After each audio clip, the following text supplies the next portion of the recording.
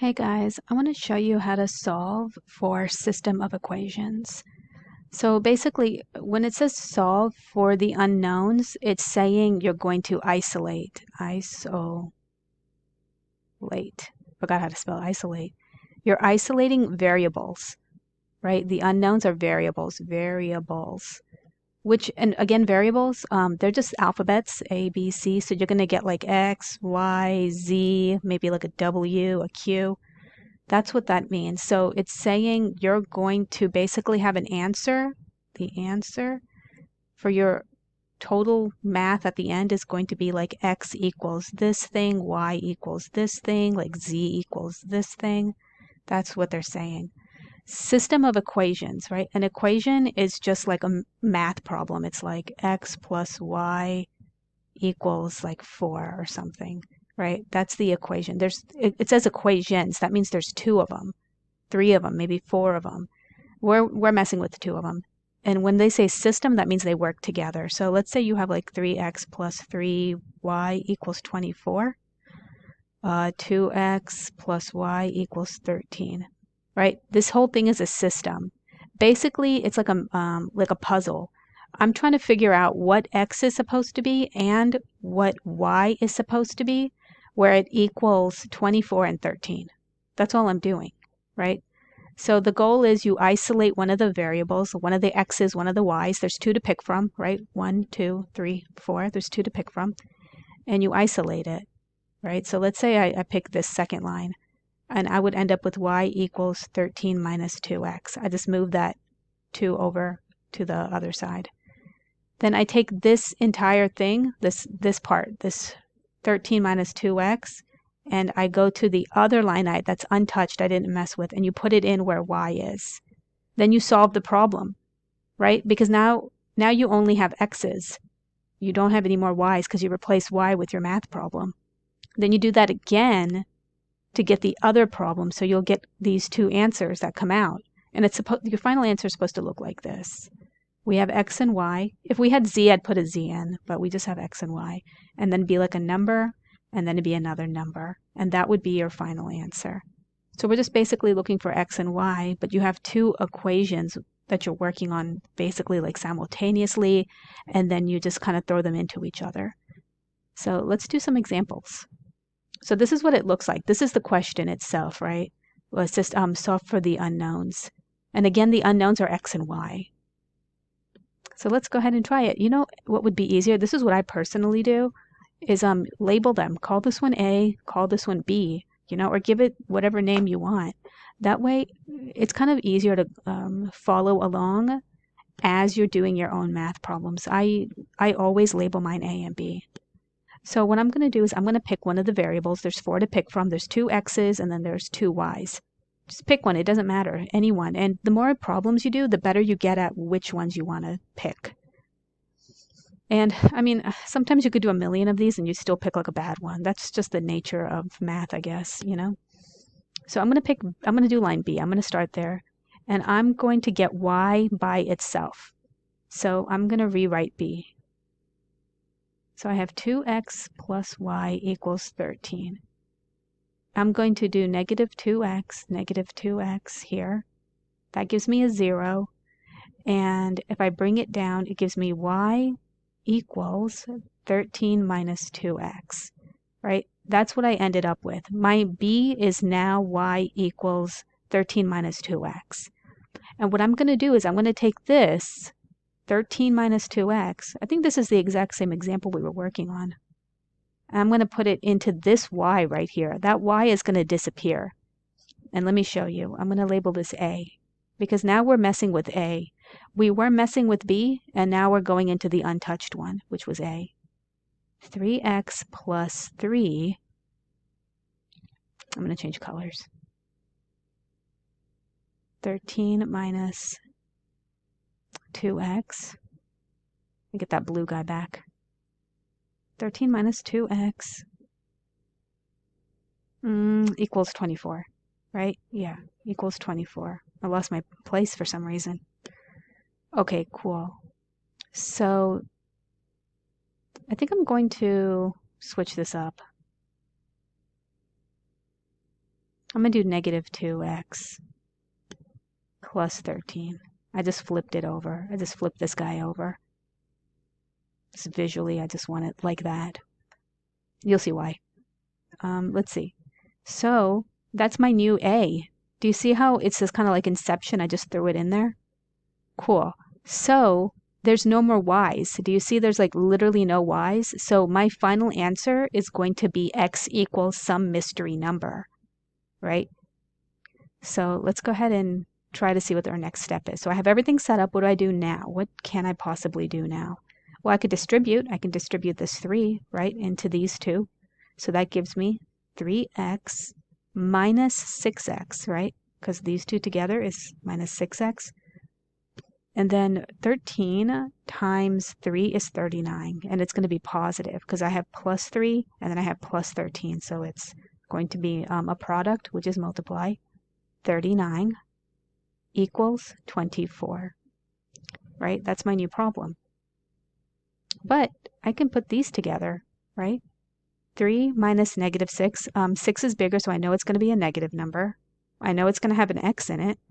So what is 3 minus 3? It gives me 3, negative 3. Plus 39 equals 24, right? I just brought the rest of it down. Now what do I do? Let's repeat this. Let's rewrite it because I'm running out of room. 3x plus 39 equals 24. All I did is rewrite it from the very bottom, right here. Okay, what can I do now? My goal, if you remember, is to solve for the unknowns. Solve means isolate x and y, both of them. And which system are we following? It's called system of equations. When you see two equations stacked on top of each other, it's talking about system of equations. Okay, sweet. So let's see. Let's do 39. Let's do minus 39. Right? That's what we're doing. I have to isolate x. So I'm trying to get x by itself very slowly. So that gives me a 0. So let's bring it down. I have negative x equals, let me see, drawing a blank here, minus 39. Yeah, it's 15, negative 15. It gives me negative 15 right here. Cool. So let's see, what else can I do? Now I have negative 3x equals negative 15. I still have to make sure x is by itself. It's not quite there. So let's divide everything by negative 3. I chose division because negative 3 is a product with x, which means negative 3 and x are touching. It means it's multiplying. I have to do the opposite. I have to do the inverse. That's why I selected division. This disappears, right? So it gives me x. How many times does 3 go into 15? It goes in 5 times. Right? But I have 2 negatives, right? 2 negatives, they become positive. So I have my answer right here for x. But here's the thing, I still need y. I'm like halfway done. So what do? Okay, you take this and you throw it into any one of these problems. It doesn't even matter. I'm going to put it into A. You could do B, but I'm going to do A. So let's go back. Let's do it over here. A. So I have 3. The x is supposed to be 5. Should I do it in a different color? Since we're in theme, right? Let's do it in a different color.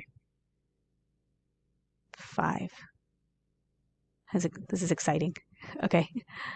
So let's see. Plus 3y equals 24, right? I'm getting it from here. This up here at the very top in the white font.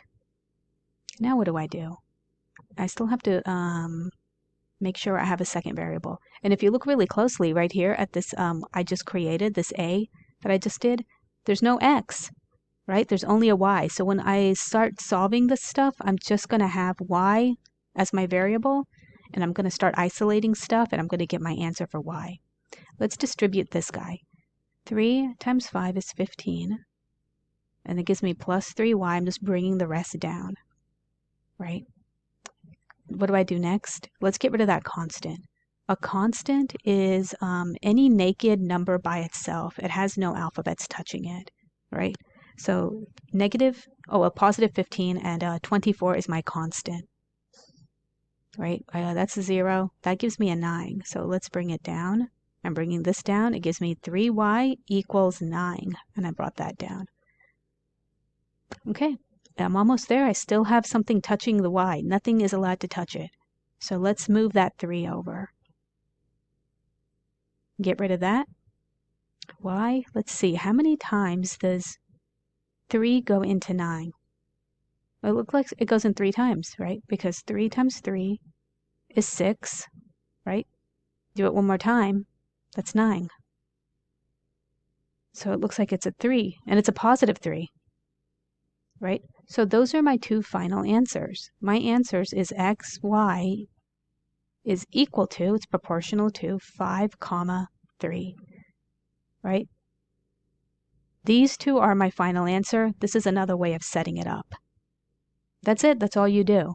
It looks kind of messy. It's a lot of steps, but it's designed to be, it's designed to kind of help you with your critical thinking skills. So basically, my answers, what this is telling me, my 5 and my 3, what they're telling me is if I were to replace my x, let me erase all this. If I were to replace the x's with a 5, and if I were to replace the y's with the 3, I would get a 24 as my answer and a 13 as my answer, as indicated here. So it's kind of like a weird, elaborate puzzle piece, right? What magical numbers that I put into the system of equations, right, will give me the answer 24 and 13? Well, it happens to be a 5 and it happens to be a 3, and they happen to be positive numbers. So that's what this is really requesting that we do, right? So let's try another one. Okay. 1, 3, 7. I am going to erase this 3. This 3 is not supposed to be there, y'all. Super bummer that it's there. Okay. I work full-time overnight shifts, so you know, sometimes I just don't see things very well. Okay. So what do we do here? Because we have a system of equations, and our goal is to isolate x and to isolate y. So what do I do first? Well, at first I want to label A and B. I want to do that. That way I know what's going on. It's just easier for me to kind of keep track of what I'm doing, because all this stuff is going to look the same after a while. Yeah, there's a typo up here. Well, we're going to leave it. Let's be humble, right? Let's learn some humility. Okay. So what do we do? Well, I'm going to isolate. Let's do A. Let's isolate A this time since we did B last time. And man, you could do any one of them. It doesn't even matter. I'm going to isolate X, right? So I have X plus Y equals 7. And what I'm going to do is I'm going to do negative Y. That way I have X equals 7 minus Y, right? That's what I did. And I'm going to take this whole thing and I'm going to throw it into B this time. Because I messed with A, now I'm going to mess with B. So what do? I'm going to write down the letter B. And we're replacing X. So I'm going to do 7 minus Y, right? Minus Y equals 3. Okay, that's pretty exciting. And what does that give me? It gives me 7 minus y equals 3. I just got rid of the brackets. Okay, cool. I can put these guys together, right? So what does that give me? It gives me 7. Negative 1 minus 1 will actually give me negative 2y equals 3, right? Because there's an invisible little 1 just shimmying in there, just hanging out, right? And let's move this up because I'm running out of room. I'm going to rewrite what I did. Cool, sweet. Okay. Now I have no more x's. I just have y's. So I have to isolate. That's the whole name of the game, right? I got to isolate. I got to isolate. When I see the word solve for the unknowns, it's asking me to isolate x and y, right? So let's see, what do I do next? Let's get rid of that 7. Negative 7, negative 7. So I have 2xy equals 4. What's negative 4, right? So we know it's going to be negative because 7 is bigger. And then it's 7 minus 3 essentially, which is 4. Let's get rid of that 2 so we can get that y by itself. It gives me y equals 4 divided by 2 is 2, right? And I have 2 negatives, so I know it's going to be a positive. So what does it give me? It gives me y equals 2. Okay, perfect. I'm doing great. What do I do now? I have y figured out. I got to figure out x now. I got to throw the y into one of these original equations in the white font. I got to throw that y in there. So how do I do that? Let's do it with a. I could have just as easily done it with b, but I'm just going to do a. So it was x plus y equals 7. That's what it gave me originally. And I'm going to replace this y right here. So I'm going to do x plus 2 equals 7. And what does that give me? Let's repeat it again. X plus 2 equals 7. Well, let's get rid of the 2. What does that give me? It gives me a 0, and it says x. Let's see. It's going to be positive because 7 is bigger. And let's see. 5 minus 2. No, 7 minus 2 is 5. Yeah, 7 minus 2 is 5. All right. Cool. I'm not here today. I don't know what's going on. Great. Perfect. It looks like it is a 5. So my final answer, the setup, is going to be x, y equals, parentheses, x goes first, so we're going to do the 5 first, and then 2 goes after because y is second. Right? This is my final answer. This is a more like cleaned version of the setup, but these are totally chill. And what it's saying, the answer is saying is, if you throw 5 into where the x's are and you throw 2 into where the y's are, you're going to get the answer 7 and 3. You're going to get that coming out. So that's what this is telling us. Let's do one more. It's 224. Okay. Hopefully this is correct. Okay, so what's up is it wasn't correct. So, oh my God, I had to correct it. Oh, embarrassing. Okay. So we have A and B. I had to fix B, y'all. Oh my gosh. It's super unprofessional. Okay. So let's see. I want to, which one do we isolate?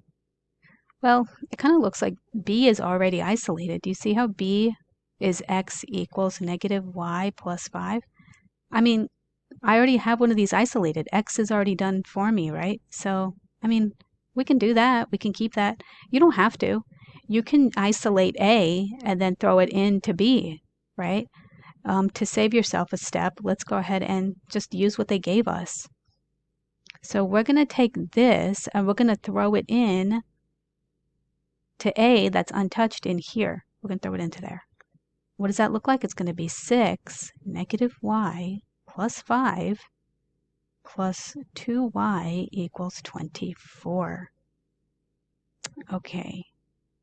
Now what do? I guess I have to distribute. That's all that's left to do before I can do anything else. What does that give me? It gives me negative 6y plus 30, right? 5 times 6 is 30 plus 2y equals 24.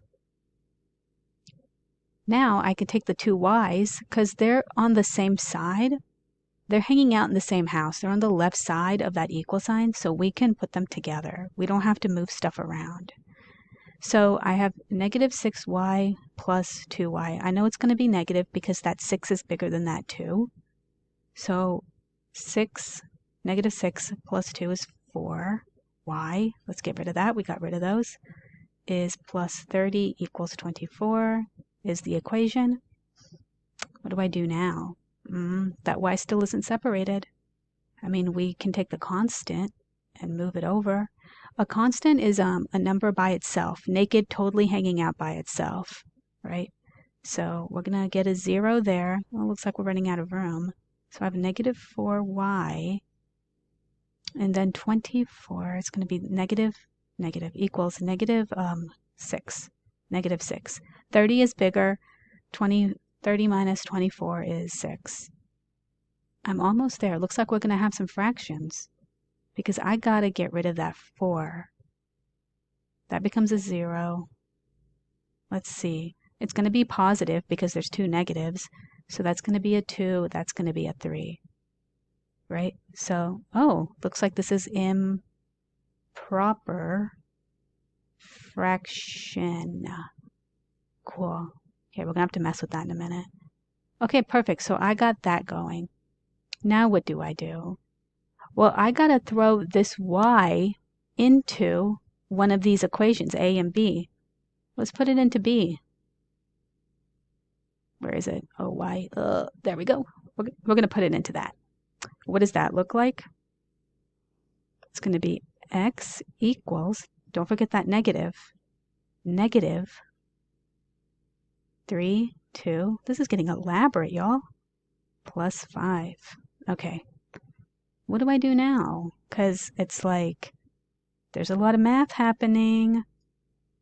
Well, if I look really carefully at my new b equation, I don't have a y anymore. So I'm doing well. I'm reducing stuff. I'm doing awesome. So what I have to do now is anytime you have a fraction against a whole number, the fraction is 3 over 2 for us. It's improper.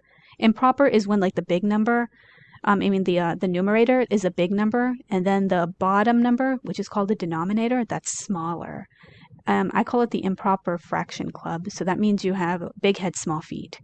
That's improper fraction club, right? So our improper fraction, or just the fraction itself, is 3 over 2, and our whole number is 5.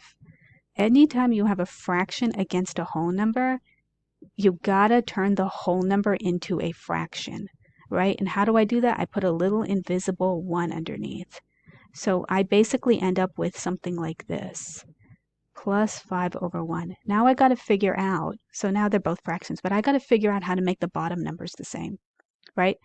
I call it the boot and hat method. Basically, the idea is your shoes, the bottom part of the fraction, the boots, they got to be the same. You cannot leave your house with 2 different shoes on, right? The hat, it doesn't matter. The hat's just going to be what you end up making it. But the shoes got to be the same. So how do I make it the same? I can add a 2. Right? I got the 2 from here. That's what was my inspiration. But whatever I do downstairs, I gotta do upstairs. So what does that give me? It gives me x equals negative 3 over 2 plus 10. I got the 10 here. And then the denominator, the bottom part, is 2. Right? So I have matching denominators. And what does that give me? It gives me negative 3 plus 10. Well, we're going to get a positive number because 10 is bigger, and it's going to be a 7. And the shoe is a 2, right? So x equals 7 over 2. That's my answer. So my answers are y equals 3 over 2 and x equals 7 over 2. These are my final answers. But they're both improper fractions. Let's say your instructor's like, no, I have to have it be a mixed number. You cannot give me an improper fraction. It has to be proper. A proper fraction is when the bottom number is big. Improper is when the top number is big. So what do I do? How do I fix that? Okay, well, you have to do long division, right? So you're going to put the denominator, the bottom number, on the outside and the numerator inside. Think about it like as a house. Like this little symbol right here is a house, and denominator, which is the bottom, that starts with the letter D. So the doggy lives outside. So the number 2 lives outside. He's the doggy. And the numerator, which is the top number, it lives inside. So how many times does 2 go into 3? It goes in once. 1 times 2 is 2. The remainder is 1. So my answer is going to be the top number here, 1, the remainder, and then the denominator. Right? And I got that 2 from here. So that is my new y. Is that my y? Yeah. That's my new y. equal sign. What about this x one? Same thing. I'm going to put the doggy outside, which is D for denominator, the 7 inside the house. How many times does 2 go into 3? I mean, sorry, 2 go into 7. Well, it goes in 3 times. I'm just not with it today, y'all. So sorry. I have a remainder of 1. Okay, so that means the top number is going to be 3, the remainder goes as 1, and the denominator is 2. If you look really carefully, the improper fraction answers, did you notice the bottom numbers, the denominator is 2? And then for our final answer with the mixed numbers, that's also 2. And that's just the way it goes, right? So this is x. So this is correct. This is just for improper. And then these two are also correct. Those are also chill. And then the third way is you can do like x, y equals, and then you can put in whichever ones you want, right? That's also chill. All 3 of these are cool. It just depends on how your instructor wants it set up. Okay, so I hope this video helped. So sorry for all the mistakes. I'm just really exhausted. Okay, I hope everyone's doing well, and I have stickers at my little sticker shop. Okay, thank you everybody. Bye.